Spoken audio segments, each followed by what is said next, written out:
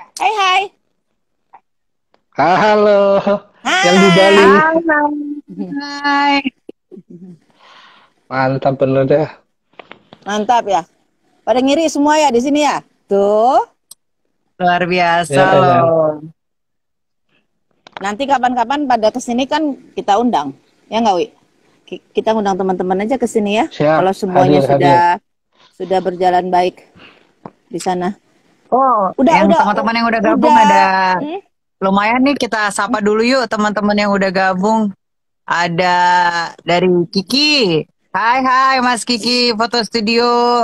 Ada Mas Chandra juga, halo. Ada juga Mas siapa nih, Keigo ya. Thank you loh udah gabung loh. Oh, itu Nih mau Faisal tuh. ngobrol-ngobrol Faisal, cantik. tuh. Berhubung pemerintah tidak Mm-mm. membolehkan kita keluar, jadi kita cukup melihat dari postingannya Mbak Sin aja yang work from Bali, ya kan? Gak apa-apa.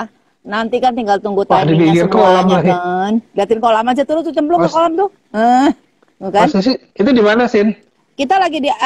Aku lagi di Amnaya Benoa.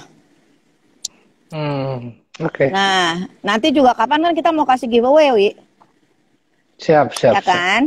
Terus, Ya, Ti, buat teman-teman nanti mm-mm, kita akan ada acara seperti ini dan kita akan kasih mm, giveaway ya. Jadi, pantau terus nanti Giveaway. next week mungkin kita bisa mulai mm-mm. bagi-bagi giveaway Gitu. Oke. Wi, gitu.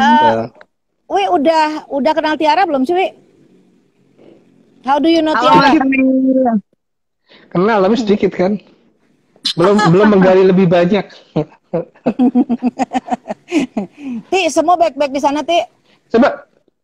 Puji Tuhan baik-baik, sehat-sehat, masih cuman masih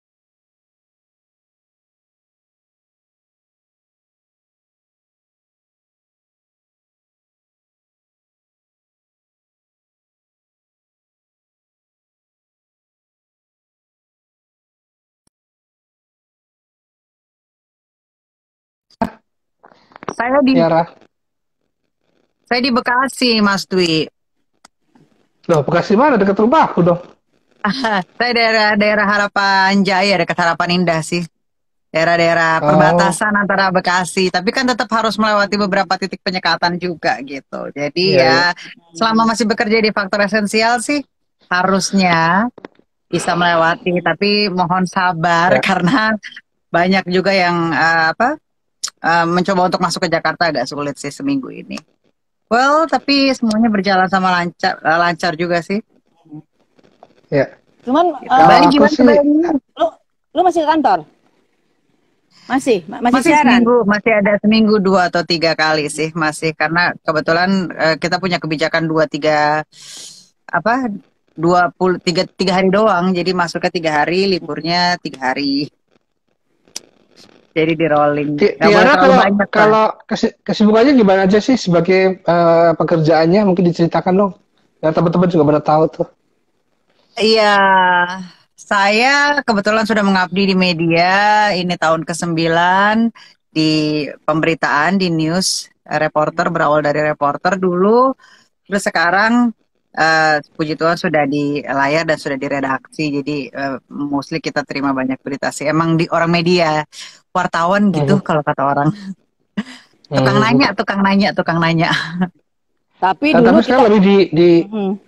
Tapi dulu, di Wi, di kita meja redaksi nanya, dong Wi. di Ya. siaran ya. Mhm. Gimana gimana? Iya, Kalau iya, dulu, iya, ada beberapa, jadi masih hmm, ini sih, masih masih tetap berurusan dengan, cuman banyak kan sekarang mungkin di redaksi ya, ada beberapa teman-teman yang di lapangan. Kebetulan saya lagi di rolling dapat tugas yang di redaksi pemberitaan, jadi kita terima berita sama edit dan sebagainya, bikin Oh, naskah. kalau dulu dia kesulitannya banyak apa kita sih, tanya, Tiara? Wi. Iya, tentang Halo. apa? Kalau dulu kita nanya, dia itu Tanya kan tentang dulu pernah jadi model kita dan lagi zamannya apa tuh, Ti, kita dirimu tuh paling laku ya di iklan kan? Itu umur berapa tuh waktu itu, Wi? Ti. Pasti di bawah 25 ya, karena setelah 25 saya Mhm. baru memutuskan untuk mencari jati diri supaya settle ya kan, mau kerja apa, jadi ya sudah cukup modeling-modelingan. Lagi juga banyak yang cantik-cantik, saya mah apa tuh nggak pede. Sekarang tetap pede juga sih. Hmm. Gimana Kesulitannya terus. di redaksional tuh Hmm. di TV apa sih, Tiara? Pengen tahu. Kesulitannya ya, sebenarnya lebih kepada penyesuaian aja sih cara kerja. Kebetulan, bukan kebetulan sih, karena segala sesuatunya kan memang eh, bekerja sesuai. Karena memang aku senang bekerja di dunia media, jadi aku pikir this Mhm. is the right place buat aku gitu. Ketika memutuskan untuk jadi reporter awalnya, instead of model-model, karena sebenarnya aku lebih suka mencari Hmm. berita di belakang gitu, mencari informasi kayak gitu. Jadi mungkin memang diarahkannya ke situ. Dan sekolah pun kebetulan di dunia jurnalistik kan, dunia media juga gitu loh.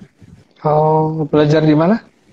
Saya di London School Oke, oke, oke. 2000, angkatan 2004 2009.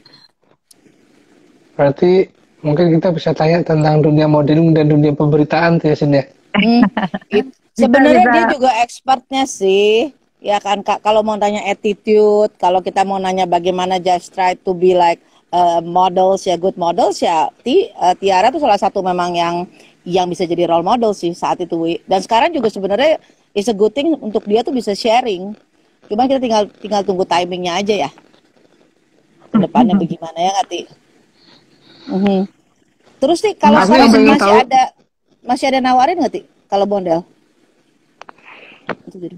Ada sih beberapa, cuman kebetulan kalau memang itu tidak mengganggu jam kerja, karena dibutuhkan komitmen ya sama konsistensi gitu loh. Ketika itu punya prioritas dalam hidup, ketika kita sudah memilih untuk memutuskan untuk punya prioritas dalam hidup, ya mau nggak mau harus jalanin itu gitu loh.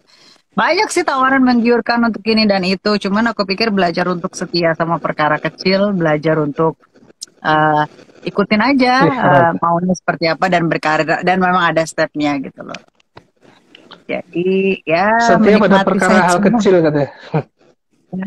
Ya, Ap- aku percaya semua itu ada prosesnya ya Mas ya. Ketika kita mau memulai sesuatu, memang nggak segampang. Ibaratnya kalau dulu ditanya, aku pernah juga speaker berbicara tentang gimana sih kok bisa tiba-tiba dari model langsung banting setir jadi jurnalis yang panas-panasan, Ya, ya, ngejar-ngejar ya. orang gitu kan. Padahal dulu mungkin diinin, karena sebenarnya eh, aku senang gitu loh ketika aku mendapatkan sesuatu, terus aku bisa share ke orang lain. Mungkin porsiku adalah memberikan informasi sama orang gitu loh.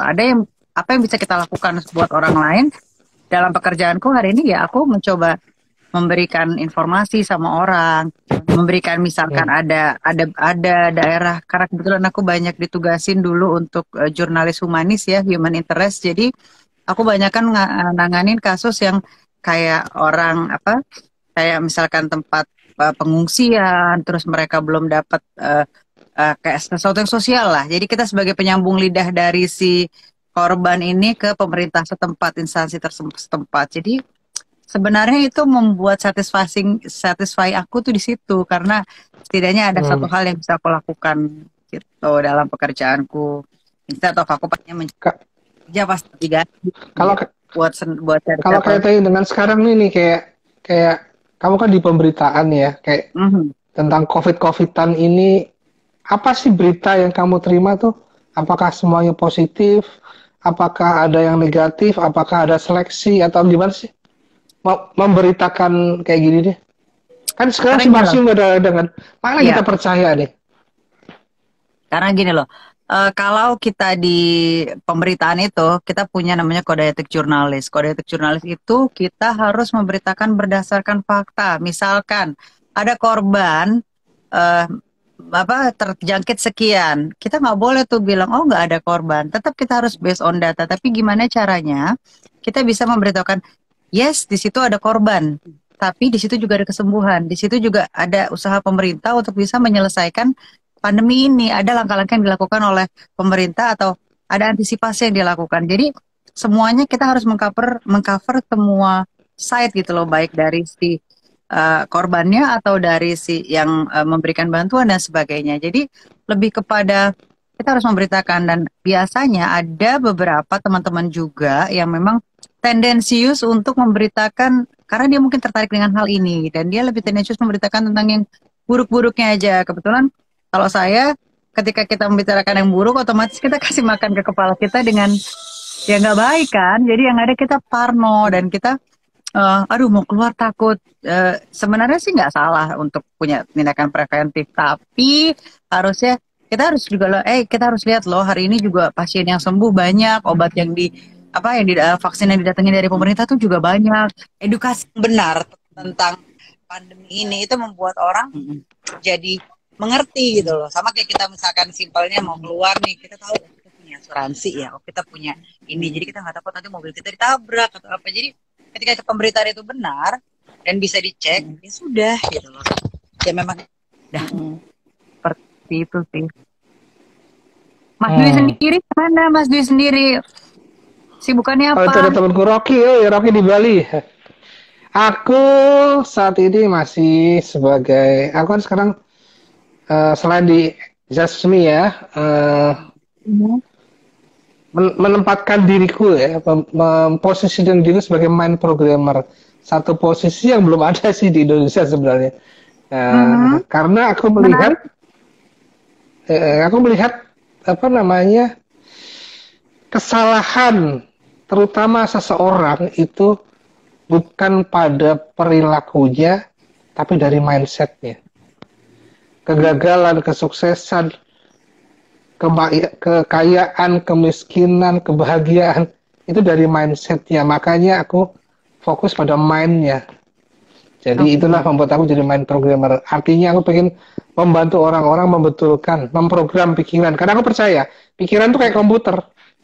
Jadi ada file-file, ada program-program yang kita bisa programkan gitu. Jadi bisa disetting gitu ya. Jadi lebih kepada kayak bengkel pikiran gitu mungkin ya. Betul. Jadi kalau mau dibenerin pikirannya ini salah nih, nyambung mikirnya nggak boleh gini nih gitu ya. Apakah itu kemudian nanti berdampak gitu Mas Dwi dengan kehidupan sehari atau sangat berdampak. Sangat berdampak. Aku sering buat kelas hari ini dia ada terapi private juga. Banyak yang terbantu karena gini.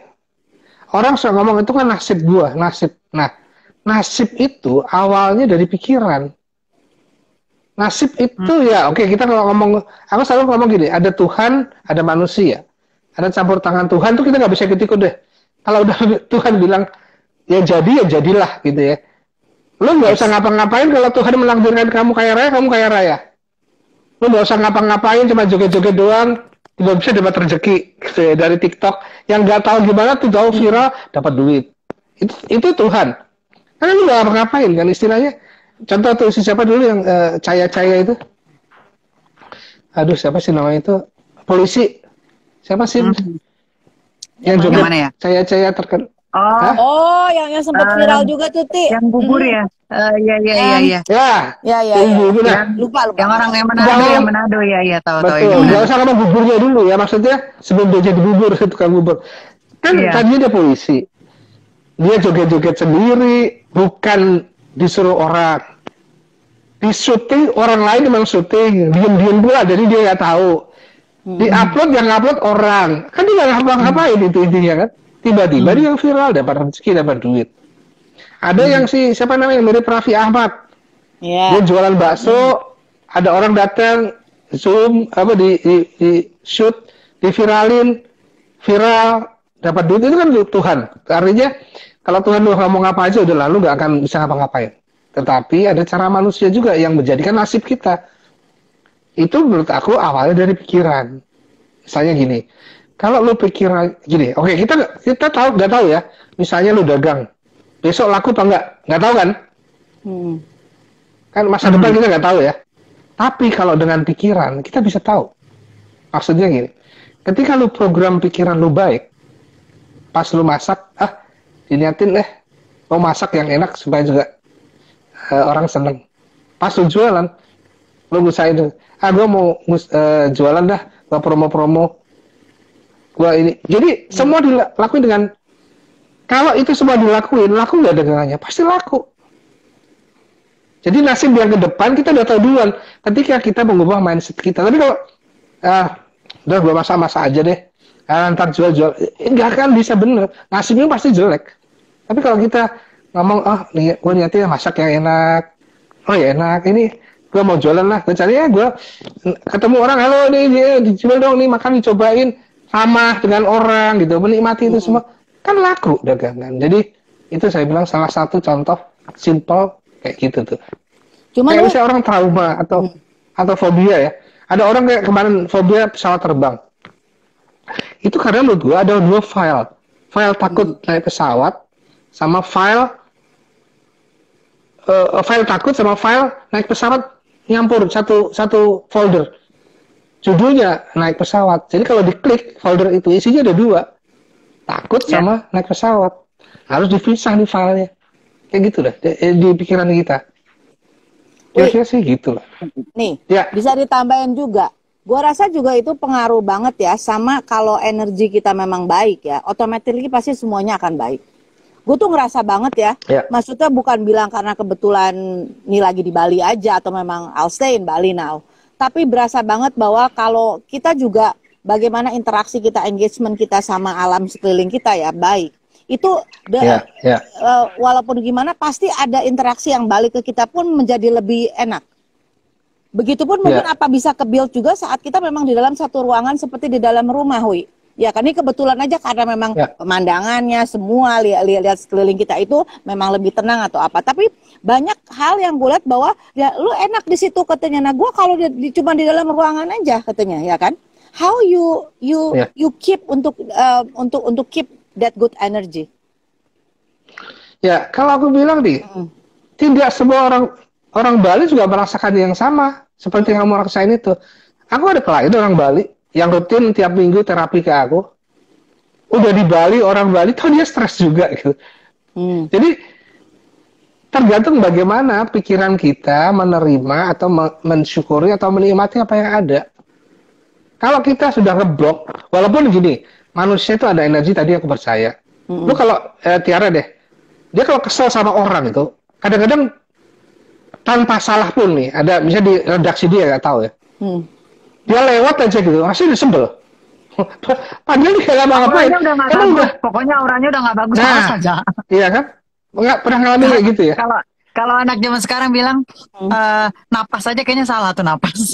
Betul. Nah iya, jadi kita nggak ngapa-ngapain juga udah kesel gitu. Nah itulah yang aku bilang ngadepin semuanya nih kayak COVID apa. COVID gak usah kita benci gitu. Karena kalau kita benci, kesel, baru dengar kata COVID, berita WhatsApp COVID, kita lah isi kebel, sakit, gemas. Kita jadi drop, kita jadi sakit. Makanya buat diri kita itu selalu netral aja deh. Karena aku percaya semua benda itu sebenarnya netral. Hanya kita itu kadang memberi emosi yang berlebihan pada benda itu. Benda itu apapun ya, manusia juga benda. Tiara misalnya, gua nggak tahu. Ada cowok gitu dia kasih emosinya berlebihan gitu. Bisa emosi benci, emosi sayang, pasti jadi efek ke dia. Kalau benci ya tadi, dia nggak ngapa-ngapain, baru nongol aja, baru doang udah sebel gitu. Tapi kalau energinya sayang, cinta, lo mau ditablokin juga masih sayang, masih cinta, itu nggak ngerti. Ya kan gitu kadang-kadang. Nah, bener nggak Tiara tuh? Dalam kerjaan ada gitu nggak sih kamu? Kadang proyeksi kita sih sebenarnya itu tanpa kita sadari ya kayaknya ya orang yang memberikan kita satu experience yang bagus baik dari lingkungan personal atau pekerjaan itu kayaknya bawaannya enak aja tapi kalau udah singit aja dia napas juga kayaknya salah deh. Itu gimana sih cara benerinnya maksudnya cara untuk supaya kita tidak melihat segala sesuatu hanya dari cara pandang kita belajar melihat dari cara pandang orang lain itu agak susah sih kayaknya. Ya betul. Ya oke. Ada Kak Lulu. Kak Lulu. Ya. Udah saya tadi sama Lulu tuh. Udah ya. Jadi ya benar sih maksudnya gini. Makanya saya bilang kadang-kadang kita kembaliin semua itu netral. Ya. Semua hal di dunia itu netral kok. Semuanya netral. Kitanya yang memberikan emosi ke semua hal itu. Apapun itu, kerjaan, kita bisa benci, kita bisa seneng, ya karena kita yang memberikan itunya, memberikan energinya, emosinya kita. Lu Bali, lu kalau memberikan energinya seneng Bali, ya lu akan seneng. Baru mendarat di bandara juga rasanya, padahal sama-sama aja gitu kan. Udah Ada yang gitu ngiri sama-sama loh. aja. Jangan ngomongin Bali yang di Ada sebelah gitu tuh lah. Udah senewan yang di Iya, sebelah tuh. ada Tunggu ya hal. Ti ya, sabar ya Ti. Iya. Ya makanya kan lihat. Buktinya orang yang Bali juga aku bilang ada yang stres. Ada beberapa deh yang terapi ke gue orang Bali. Ada juga gitu. Jadi tinggal gimana kita menaruh emosi itu. Kalau orang yang kesel, diajak ke Bali lagi kesel, diajak ke Bali juga kesel. Belum mendarat Bali udah kesel, mendarat di Bali lebih kesel lagi. Ada loh gitu. Jadi nggak semuanya sama. Nah, kembaliinnya dengan gitu bahwa semua benda ini sama kok. Nggak ada apa-apanya, nggak ada yang ini menyenangkan, ini menyedihkan, ini menyakitkan, nggak ada. Semuanya netral. Jadi Kenapa sebenarnya orang kitanya fobia? yang memberikan. Jadi Iya, sebenarnya iya. koreksi kitanya yang memberikan sama sesuatu itu porsinya lebih dengan Betul. perasaan yang lebih begitu ya. Betul, Cara betul. Kalau kita mengkontrolnya itu masih gimana sih netral. mungkin? Cara Oke. mengontrolnya? Kalau itu sih, kalau aku bilang biasanya dengan nafas.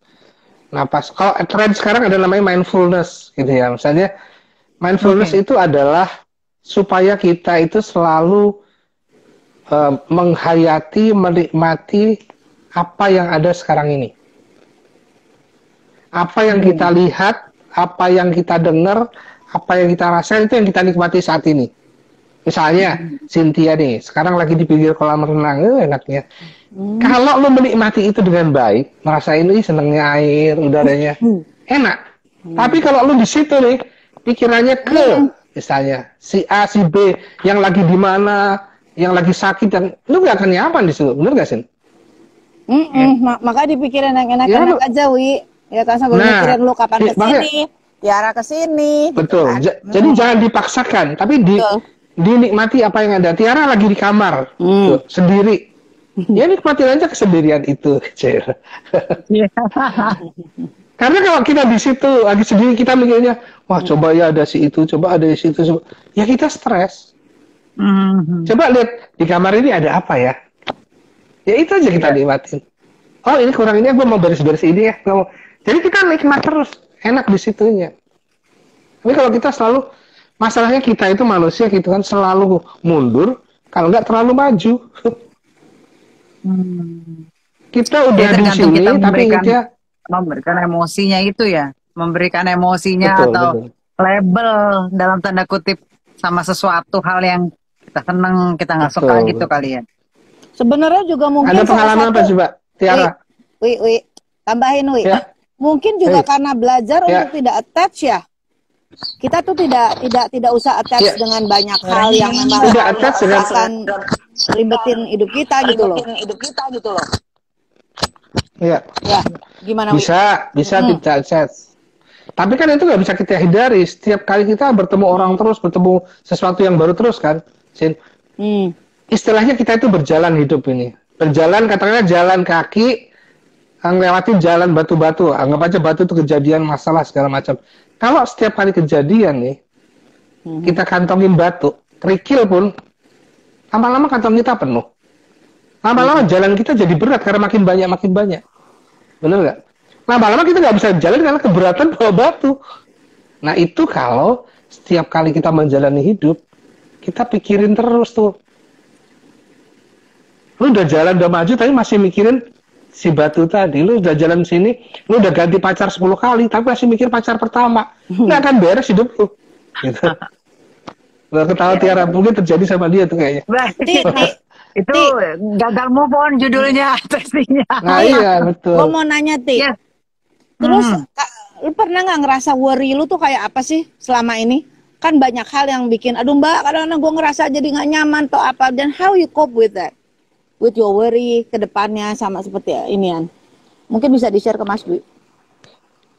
Kalau aku sih pasti banyak ya di usia yang sekian ada belum kita sebagai manusia membuat target kan. Oh, pengen ini, pengen itu, mentargetkan dan itu ketika itu tidak match dengan waktunya Tuhan dan mau nggak mau harus ya udah ya kan. Walaupun ya udahnya itu gondoknya setengah mati gitu kan. Tapi ya belajar untuk sebenarnya sih kalau sekarang cope with that-nya ya karena aku pernah dalam situasi yang aku usaha terus ya kan. Jadi udah bukan lagi melakukan bagian kita, udah mengambil bagiannya Tuhan mungkin. Jadi kan aku pikir akhirnya pada saat aku capek, aku kayak berlari sendiri, dan aku capek, dan aku pikir ya udahlah, aku berserah, ya udah. Enak ketika kita berserah, kita ya udahlah, mau gimana, toh saya udah usaha, ya baru tuh kebuka. Mostly manusia itu usaha dulu. Aku nggak bilang, mungkin ada teman-teman banyak yang bisa langsung peka, tapi kalau aku tuh kayaknya tuh harusnya usaha dulu gitu loh, sampai udah mentok nggak ketemu titik, baru udah frustasi sendiri, baru nanti ngamuk-ngamuk, baru yang oh iya ya. Ada beberapa teman yang ngasih tahu bahwa lebih enak kan udah lu berserah aja dulu, tapi kayaknya melakukan itu tuh kayak restnya itu Susah ya. susah. Makanya mungkin Coba perlu belajar untuk aku tanya Tiara deh. Menurut kamu bahagia itu apa, Tiara? Bahagia itu simpel sih, nggak perlu membuktikan apa-apa sama siapa-siapa. Just enjoy with self. Cuman kadang ya itu lagi, kita hidup di dunia yang harus ini, ditanya orang harus bisa menjawab, ditanya orang harus bisa menunjukkan bahwa sesuatu. Nah itu sebenarnya simpelnya aja, kalau lo bahagia nggak usah peduli kanan kiri, and then you enjoy with it, ya jalan gitu loh. Tapi ternyata ketika dijalanin, kalau kamu buat simpel deh, satu kalimat, menurut kamu bahagia itu apa? Satu kalimat pendek. Satu kalimat bahagia. Ya. Atau kapan kamu bahagia? Itu. Bahagia itu apa atau kapan kamu bahagia? Satu kalimat aja.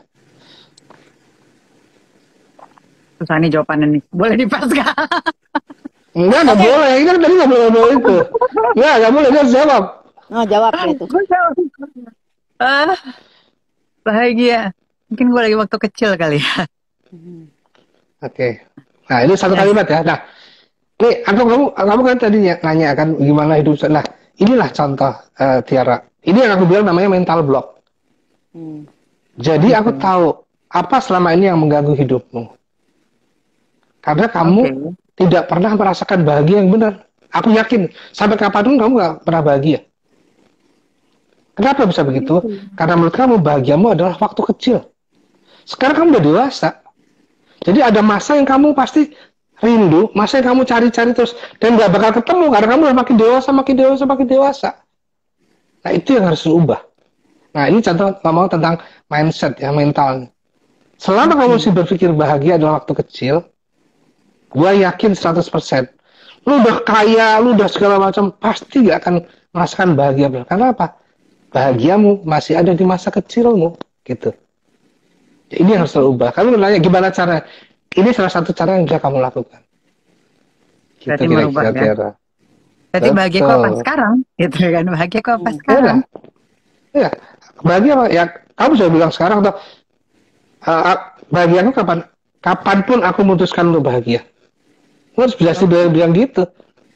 Jadi kapanpun lu memutuskan bahagia, lu akan bahagia. Nggak usah nunggu masa kecil, nggak usah kalau aku sudah membahagiakan orang tua, kalau aku punya suami, kalau aku punya anak, nggak akan kelar-kelar. Dia kamu bilang tadi kan, dunia ada terus, nggak akan kelar-kelar. Kalau aku udah di Bali kelamaan, lagi COVID juga jadi ke Bali nggak bisa-bisa. Bahagia. Apalagi kamu jauh banget tadi. Ketika aku kecil, itu sangat jauh sekali. Kelihatannya memang seperti bercanda, biasa santai, tapi sebenarnya itu dalam. Itu adalah apa yang ada dalam pikiran jiwamu itu sebenarnya. Itulah yang sebenarnya terungkap. Yang spontan itu, paling membuat satu kalimat pendek, itu yang kuat. Ya. Wih, gue ada pertanyaan untuk Tiara ya kan. Ya. Ti, kalau di pikiran lu lihat air ini apa? What's on your mind with this water? Tenang, peaceful. Okay. And then what else? Udah. Apa yang lu pikirin selain tenang sama peaceful? What do you wish? Nggak mikir apa, drowning. Okay. Kadang tenang terus lama-lama drowning. Sometimes aku pernah berpikir bahwa wah gue tuh pengen masuk ke dalam tanah terus nggak keluar-keluar lagi gitu. Atau pergi jauh nggak balik-balik lagi gitu. But you can't do that. That's something that you have to deal with it every day. Jadi ya sudahlah, kuatkan saja kakimu, berjalan terus ke depan. Tapi ada di mana satu masa gue pengen masuk ke dalam tanah, terus ditutup udah, dan that's it gitu loh. Jadi nggak membuat kita harus nggak melakukan apa-apa, jadi nggak harus menjelaskan apa-apa gitu kan. Tapi ada waktunya, tapi kan we cannot do that. We need to, life kan harus move on. Tapi banyak kok yang kayak gitu, Tiara. Banyak orang. Kenapa? Salah satu sebabnya kenapa orang begitu, ya itu banyak orang gitu. Kenapa begitu? Karena tadi, karena dia merasa tidak mencapai apa yang dia inginkan. Kamu dengan nanti mengubah mindsetmu tadi, kamu pasti akan beda. Kenapa kamu begini? Karena masa kok aku nggak kayak dulu, kok nggak bisa kayak dulu, kok gak... Jadi apapun itu rasa udahlah aku dulu nggak apa-ngapain aja. Karena waktu kecil kamu tuh nggak ngapa-ngapain, tapi semua datang. Kalau anak kecil itu kan dia tuh mau ngapa-ngapain. Semua datang, orang tua yang ngasih, kakak yang ngasih, paman, tante, eyang apa itu. Nah itu yang kamu rasakan sekarang. Jadi ini aku udah begini-begini kok nggak bisa kayak dulu, dalam tanda petik ya. Nah itu pikiran bawah sadarmu. Nah, udahlah aku mendingan gitu. Itu sebenarnya itu salah satunya kayak penyebabnya. Ini analisisnya ya. Banyak cara menganalisisnya, tapi kemungkinan besar yang lo rasain gitu. Itu yang lo harus ubah. Begitu lo ubah mindsetnya tadi. Apa itu karena Tiara juga udah merasa selalu di comfort zone? Malah dia mikirnya tadi nggak comfort zone. Nah, dia usaha-usaha terus dia justru merasa tadi itu aku harus usaha harus ya gitu ya Tiara tadi ya. Dia merasa udah capek juga aku usaha terus gitu. Malah justru dia nggak merasa di comfort zone karena dia merasa harus berusaha terus. Comfort zone dia adalah masa kecil, tanpa sadar ya tadi. Comfort zone itu masa kecil. Ketika dia tidak ngapa-ngapain, ketika dia kebahagiaan itu datang, mungkin apa yang diharapkan selalu ada, selalu dikasih. Karena nggak, anak kecil kan gitu, tinggal minta doang, nggak peduli orang tua cara dapetinnya gimana. Sementara dia sekarang semakin dewasa, apa-apa harus usaha untuk mendapatkan apa yang dia mau. Gitu. Kira-kira banyak juga orang di luaran yang seperti itu ya, Miss. Sebenarnya bukan. Ya, Miss, ketika kita lebih kepada bukan punya tanggung jawab, punya gue mau melakukan ini, gue nggak bisa. Ada banyak hal yang harus kita pikirkan. Misalkan contoh dulu, waktu kecil kita nggak harus mikir, ini gimana, responnya mereka seperti apa, nanti ini gimana. Kalau sekarang kan kita mau melakukan sesuatu, kita harus mikir dari A, B, C, D, E gitu kan. Betul. Jadi semuanya menimbang apakah respon kita apakah kita langsung berespon atau kita hanya bereaksi atau harus gimana nih. Kalau dulu kan nggak mikir gitu loh, kayak sesuatu yang mikir, terlalu care, peduli sama banyak orang, menjaga perasaan ini dan itu. Sementara kita sendiri kadang terus yang jagain perasaan kita siapa gitu kan, yang bertanggung jawab gitu ya kita sendiri lah. Betul. Iya. Betul. Aku bilang makanya banyak orang kayak gitu. Tetapi banyak juga orang yang sadar bahwa semakin kita dewasa, emang kita dituntut makin tanggung jawab. Sehingga dia menerima tanggung jawab itu sebagai bagian dari kebahagiaan. Itu yang lu harus ubah. Jadi menerima tanggung jawab itu adalah bagian dari kebahagiaan. Menyelesaikan tanggung jawab adalah kebahagiaan juga. Kalau itu yang mindsetnya ada, lelah itu nanti nggak akan terasa banget. Karena apa? Misalnya cari uang, ya udah bahagia cari uang. Ya udah bahagia mencari jodoh gitu, yang tepat. Kalau jodoh sih pasti banyak Tiara lah, yang datang melamar gitu pasti banyak, ya kan? Tetapi kok istilah sekarang kok banyak banget sih fuckboy doang kata dia, misalnya. Mana sih yang jodoh yang benar misalnya? Itu kadang-kadang melelahkan. Atau ya gitu. Jadi kita harus mencoba menganggap itu bagian dari tanggung jawab. COVID ini segala macam ya udah, ini bagian dari kebahagiaan aja. Bahwa setiap hari bisa melalui dengan sehat itu bahagia, udah. Bahwa kalau aku pakai masker bahagia, kenapa? Lumayan lah, orang nggak tahu kalau gua jelek misalnya. Orang nggak tahu hidup gua pesek. Ada aja lah cara kita membuat bahagia, jadi kita enak. Ya kan, kesempatan nih, orang nggak tahu kalau hidup gua pesek, gua pakai masker. Dulu gua malu nih, hidup gua pesek. Ya sekarang gua kagak deh. Apa yang bikin lo paling bersyukur, Ti? Apa yang bikin lo paling bersyukur? Apa yang membuat dirimu paling bersyukur sekarang ini? Yang paling bersyukur masih bisa melihat orang-orang yang saya peduli setiap harinya bangun pagi. Itu aja sih. Karena knowing that this time kita nggak pernah tahu ya kan. tiba-tiba udah nggak ada orangnya, kemarin masih 2 minggu lalu masih ngobrol atau apa. It's just like karena ketika itu diambil dari kita dan kita belum siap, jadi it was like terrible sih. Cuma kayak kagetnya tuh udah kayak sekarang ini aku ngelihat orang posting ambulan, posting rumah sakit, posting berita duka itu udah kayak orang posting makanan zaman dulu. Jadi nowadays aku belajar bahwa oh ternyata hidup itu aku mengerti sekarang.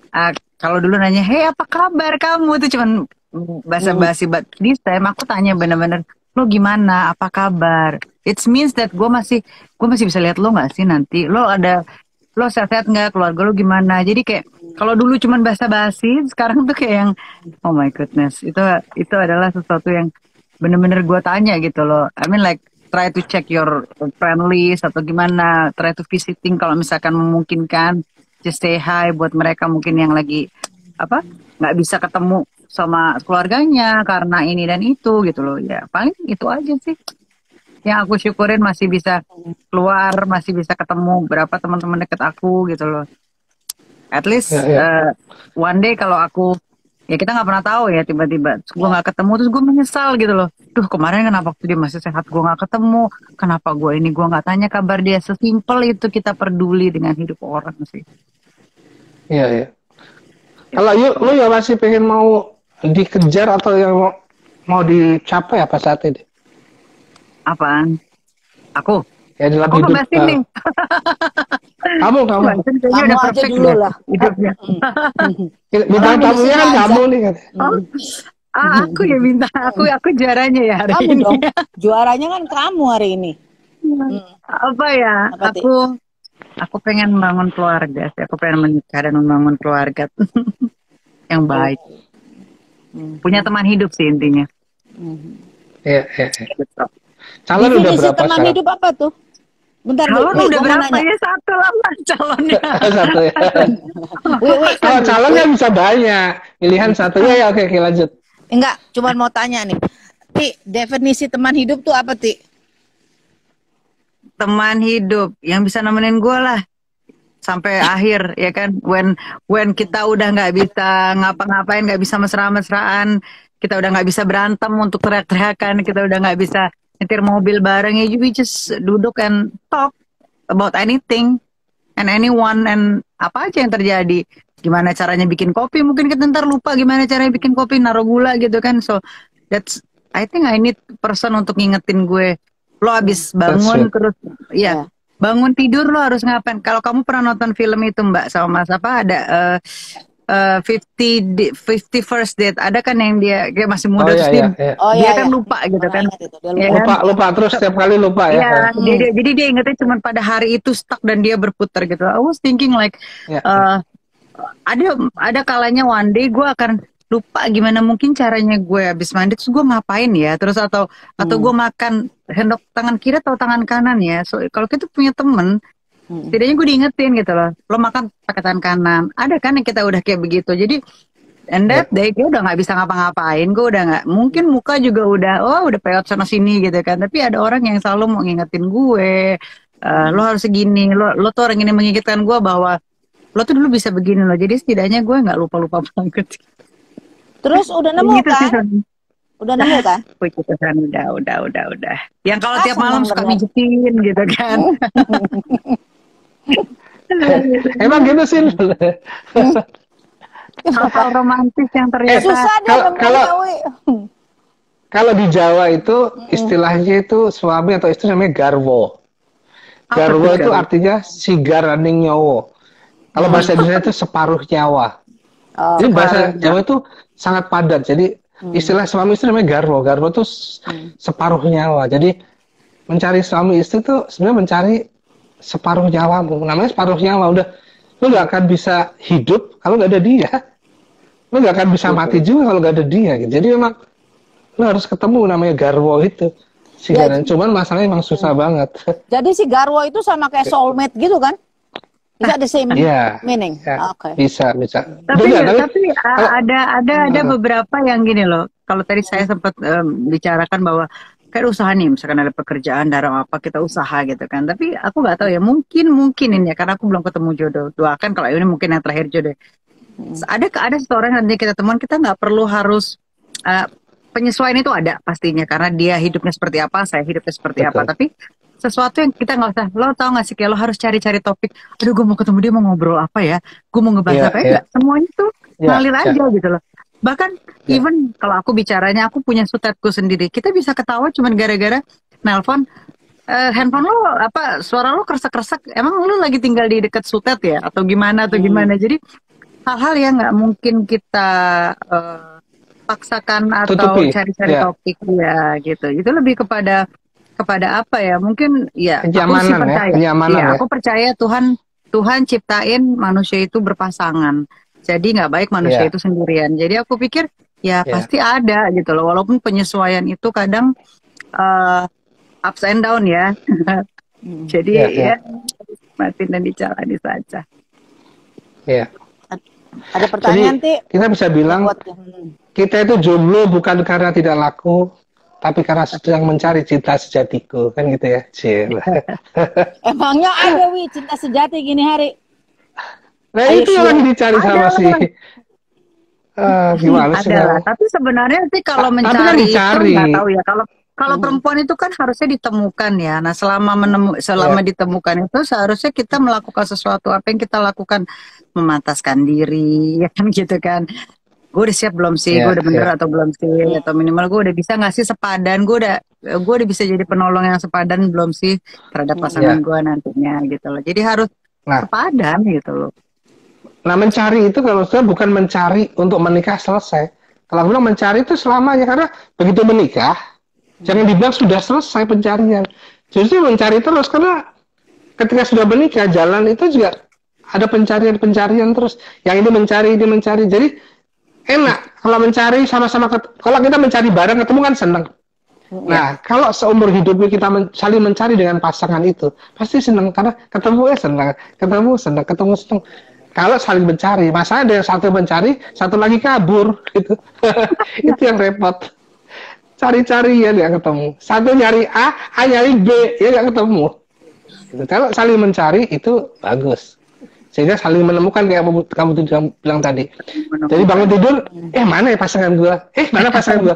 Ketemu kan seneng gitu. Padahal baru pergi sebentar, mana ya pasangan gua? Kalau setiap hari saling mencari begitu kan, waduh, bahagia banget gitu. Bahagia kali ya. Gitu. Tapi bukannya itu bukan jadi terlalu ideal, kalau kita mesti saling mencari aja. Kadang-kadang kan bukannya jadi jenuh kalau kelamaan. Ya kalau orang ini anggap aja lo mencari barang, nggak akan jenuh karena barang itu lo perluin. Kecuali lo nggak perlu barangnya. Kalau nggak perlu barangnya nggak akan lo cari. Kalau gue jenuh, gue nggak mau nyari, ya itu udah selesai. Tapi selama lo nyari berarti lo masih butuh. Nah kalau dia juga mencari berarti dia butuh. Kalau sama-sama mencari berarti sama-sama butuh. Bagus. Tapi kalau lo bilang jenuh karena sudah nggak kepengen lagi, ya udah selesai. Ya sama kayak gue masih nyari lu kan, Wi. Nyari tiap bertahun-tahun, belasan tahun dong. Akhirnya ketemu deh. Artinya karena saling butuh ya gitu. Enak kan gitu. Kalau ketemu seneng.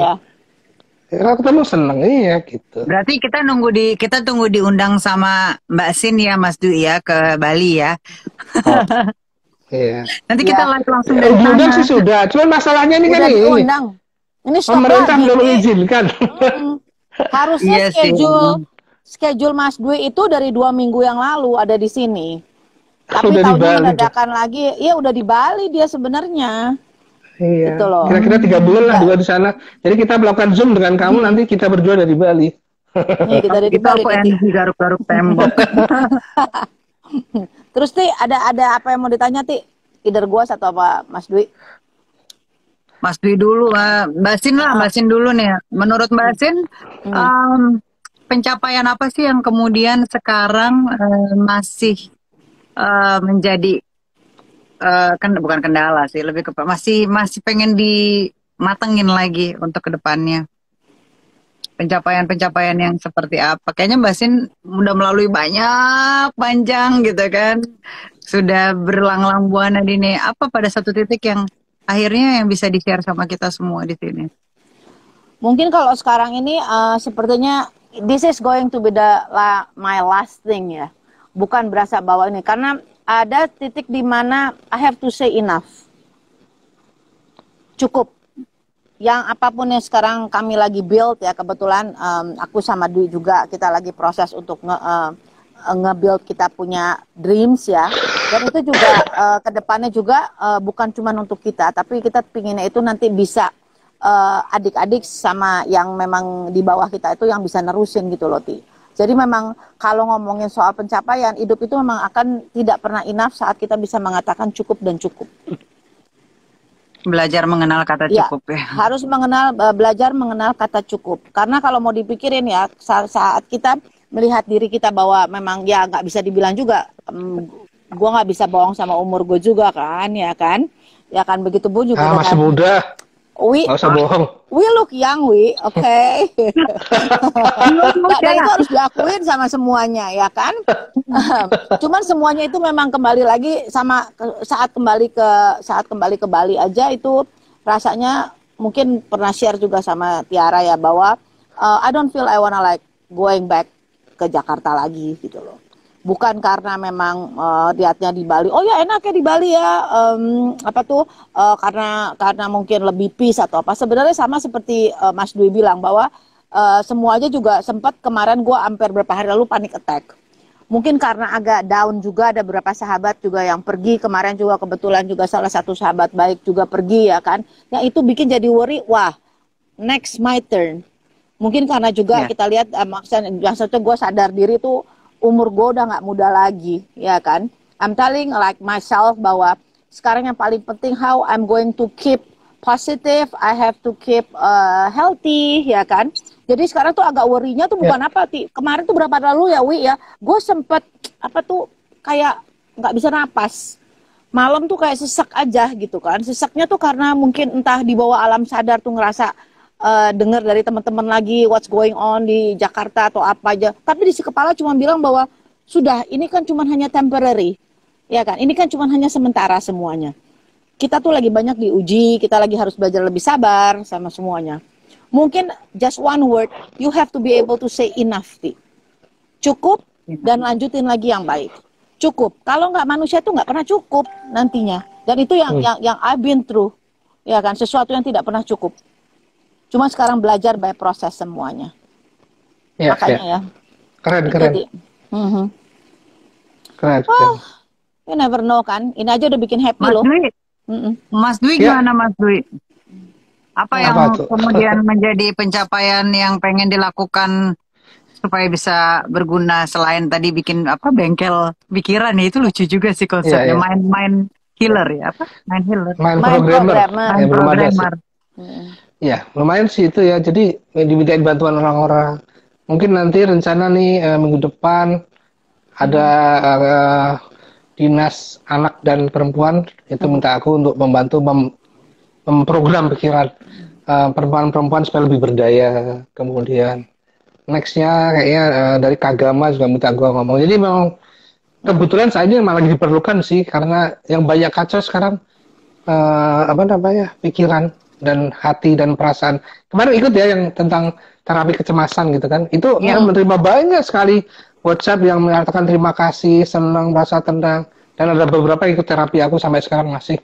Jadi itu senang karena apa? Jadi kita merasa terbantu. Nah, pencapaian sih aku sekarang sudah nggak mau terlalu banyak mikir macam-macam. Intinya setiap hari aku pengen menikmati aja. Menikmati hidup. Menikmati hidup itu adalah dengan melakukan apapun yang bisa gue lakukan. Karena menurut gue sekarang ini kita nggak pernah akan tahu kapan akan meninggal, gitu kan? Kita nggak pernah tahu kapan mati.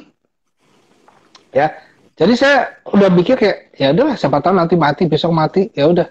Jadi hari ini gue akan menikmati dan melakukan sesuatu yang berguna, apapun udah gitu. Jadi tiap hari aku coba melakukan sesuatu yang berguna, yang membuat orang lain bahagia, buat aku bahagia. Jadi itu aja sih sekarang. Ketika saya tadi bilang, ketika itu bergulir dengan baik, nanti vibrasinya juga akan lebih luas. Kita nggak usah berpikir, oh, gue mau supaya dapat duit sekian. Nggak usah. Kenapa? Begitu kita melakukan baik satu titik itu, tadi ketika kita memasak dengan baik, akhirnya makanan laku, dapat duit. Tapi kalau kita memasak tidak dengan baik, ya makanan nggak laku karena nggak enak. Jadi momen saat ini adalah masak yang baik, masak yang enak, udah. Nanti kan duit datang sendiri. Gak usah pikir gimana ya caranya aku laku dapat duit makan bikin, nggak usah begitu ya. Lu kalau tukang masak aja dengan enak. Udah jalanin. Sekarang masak jalanin. Ya, masak diapain? Bungkus dengan baik. Habis bungkus dengan baik, ditata di meja, tata dengan baik. Kalau ditata diapain? Promosi dengan baik. Udah step-stepnya itu aja. Yang duit datang sendiri. Atau hal-hal lain kebaikan datang sendiri, rezeki datang sendiri. Kadang tidak selalu rezeki duit. Ngapain kita mati-matian? Nih ada contoh nih ya. Teman gua nih cerita. Sebenarnya tentang ibunya, tapi kaitan dengan dirinya dan aku jadi mikir. Dia cerita gini, Mas, aku itu sebel sama ibu gua. Kenapa? Iya, masa gua ini apa namanya disuruh tinggal di Bogor. Gua kan kerjaan di Jakarta banyak di kerjaan gini. Emang kenapa? Iya, dia tuh ya yang bagus sih, dia udah nyambung lama sejak dulu pengen beliin rumah sama tanah di Bogor supaya bisa tinggal di sana. Tapi kan gue males, kan mendingan di apartemen sih kerjaan. Lu kebayang nggak sih? Dia ngomong begitu dengan santai, tapi aku pikirnya gini. Kebayang nggak waktu yang dihabiskan ibunya bertahun-tahun nabung, merelakan sebagian kebahagiaan dia untuk bisa membeli rumah dan tanah itu untuk anaknya, tapi anaknya dengan santai nolak. Gue mendingan di sini dong. Apaan sih malah nyuruh-nyuruh gue? Lu ngerti nggak? Kita nggak usah mikir terlalu jauh, karena belum tentu yang kita pikirkan terlalu jauh itu akan terjadi dengan baik. Coba mendingan ibunya waktu itu udahlah, ibu pengen dugem aja, nggak usah nyisin buat anaknya, nggak usah nabung. Lah anaknya sudah jadi rumah deh, nggak mau, malah kesel. Kok dipaksa-paksa? Aku mau tinggal di apartemen. Itu nggak perlu gue rumah di gitu. Ya kan, coba bayangin kalau lu jadi ibunya, kan nangis gitu. Ya ampun lah, ibu tuh dulu sebenarnya ya tiap ini gue sisihin, gak punya duit, gue sisihin, gue nyicil beliin ini. Udah capek-capek, udah jual aja. Kan sedih gitu. Nah itu loh, aku bilang membuat penyadaran pada aku juga, gak usah kita pikir terlalu jauh. Iya kalau masih hidup juga, kalau udah meninggal kan, udah begitu meninggal gak bisa ngerasain, anaknya gak seneng juga. Mana Tiara hilang? Nah, di-add lagi aja, mungkin dia itu apa namanya? Hilang dia. Koneksinya lemah, di-add lagi aja. Bentar. Ya, jadi itulah kadang-kadang. Kalau ada yang mau nanya dari teman-teman, silahkan loh. Oh, thank you Shirley, Tahlik keren Jasmine Asia, thank you ya. Oke, ada Adit, ada Balia, aduh teman-teman banyak. Ada siapa lagi tuh? Kemana Din? Ada ini, ada balik lagi. Ya, thank you. Nggak apa-apa. Kalau lu soulmate ya. Ya gitulah Tiara. Di sini. Gitu. Ti, yang penting jaga sehat, Ti. Oh ya, Dwi, tadi ada tambahan lagi. Sepertinya itu juga tadi poin terakhir itu kan bahwa kita juga tidak bisa banyak ekspektasi lah.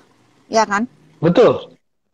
Jangan banyak ekspektasi aja sekarang ini juga. Jadinya ya nggak usah mikir besok, pikirin aja pasti semuanya juga akan saat kita bisa kasih yang baik, semua akan jadi baik gitu. Ya gitu aja, nggak usah mikir terlalu jauh lah. Saya COVID gitu nggak usah mikir, aduh nanti kalau aku sakit nggak usah. Sekarang sehat, udah sekarang aja sehat, nikmati pas sehat ini ngapain gitu aja. Kalau kita mikir gitu ya stres, kita mikir, ya udah nggak usah deh, nikmatin aja, nikmatin hidup udah paling enak dan tidak menyakiti orang lain. Ya. Betul. Kalau bisa ya, cuma kadang-kadang jangan nyusahin orang lain. Sebenarnya kan itu. Ya, kalau bisa gitu. Kadang-kadang kita nggak sengaja kan, kita nggak niat tapi ya orang lain tersakiti sama kita, ya udah mau gimana lagi. Betul nggak Tiara? Betul.